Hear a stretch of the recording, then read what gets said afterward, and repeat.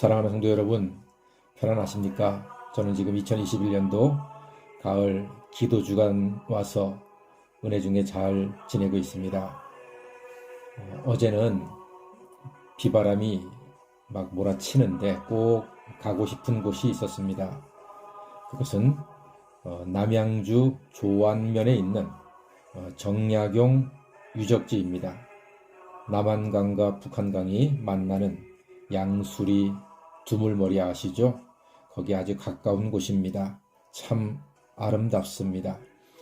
꼭 한번 유적지를 찾아가서 정약용 선생님에 대해서 자세하게 좀 배우고 싶었습니다. 물론 깊이 있게 배운 것은 아닙니다만 그래도 그분이 태어난 곳, 또 그분이 책을 쓰신 곳, 돌아가신 곳, 그분 손수 심으신 나무 이런 것들을 또 책들을 살펴보면서 그분의 삶을 통해서 또 온고이지신이라고 옛것을 통해서 우리가 또 새것을 배울 수 있지 않을까 하는 마음으로 잠시 다녀왔습니다.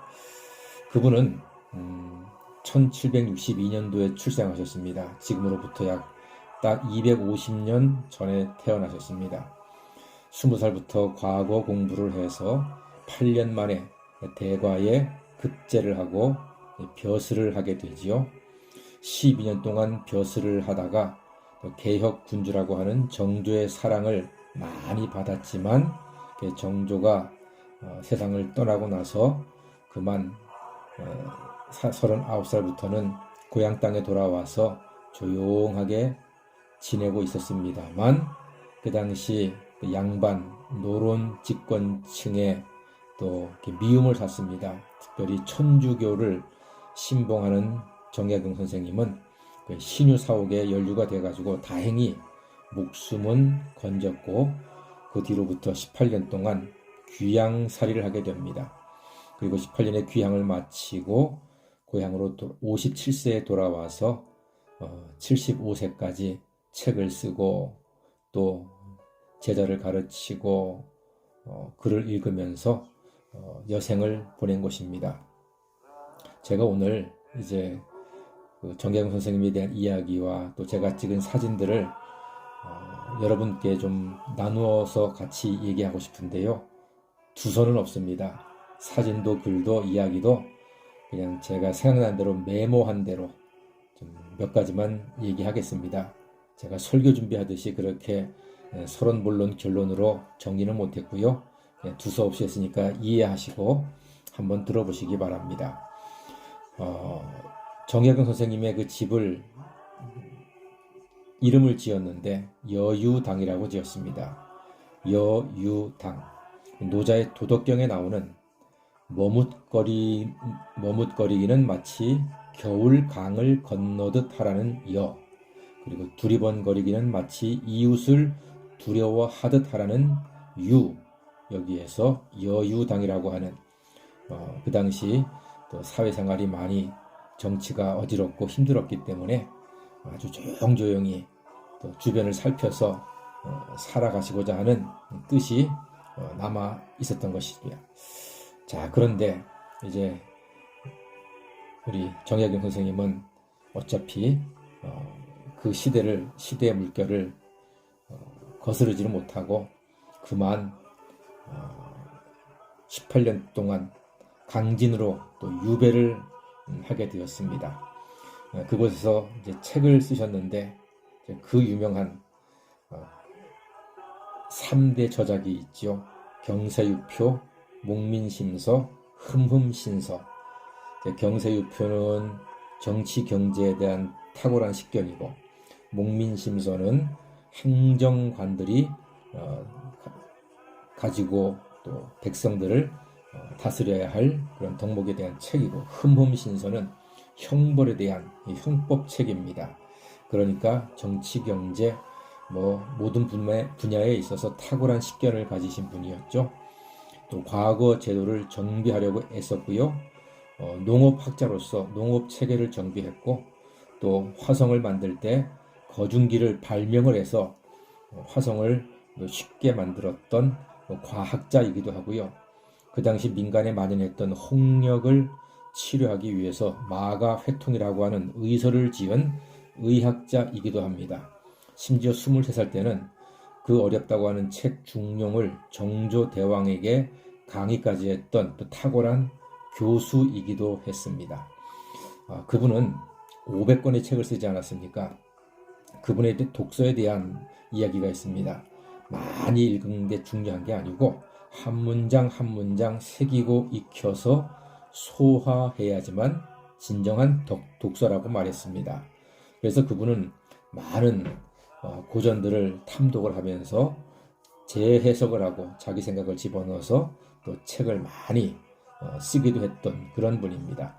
제가 이번에 정약용 선생님을 좀 공부하면서 배운 것이 한 가지가 이분은 나라 사랑이 특별하다 하는 것입니다.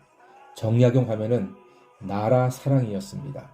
그래서 그분의 학문의 목표는 나라를 새롭게 하는 것입니다.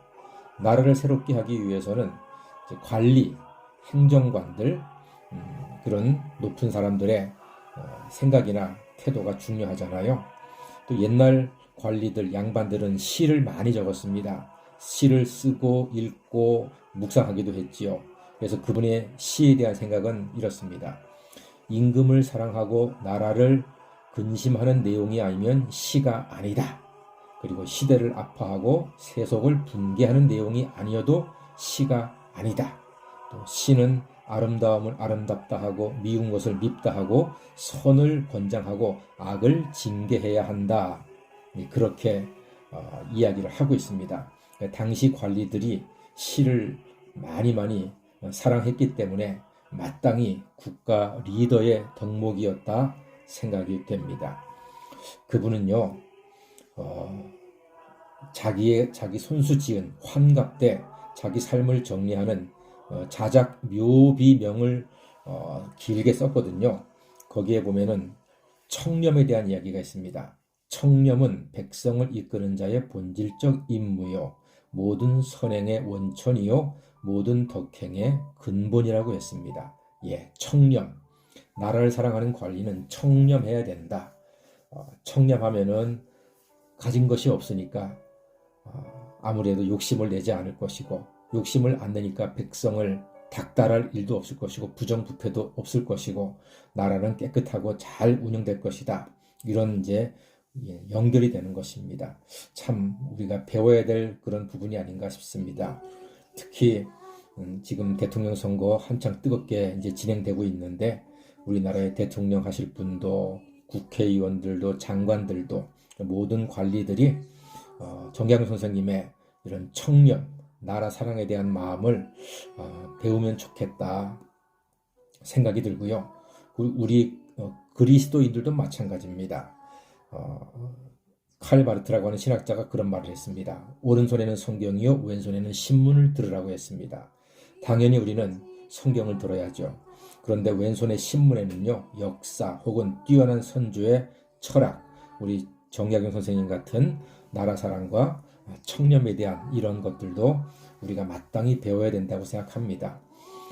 코로나가 이제 점점 우리가 이겨나갈 겁니다. 얼마 안 있으면 코로나가 끝날 텐데 그때 우리가 하나님 말씀을 오른손에 잡고 또 왼손에는 이렇게 세상에서 역사 속에서 사회 속에서 배울 수 있는 귀한 분들의 이야기들, 가르침들을 우리가 지켜나간다면은 하나님께 영광 돌리고 또 이웃들에게, 세상 사람들에게 또 존경받고 인정받는 그리스도인들이 될 수 있지 않을까 하는 마음으로 오늘 정약용 선생님에 대해서 잠깐 나누어 봤습니다.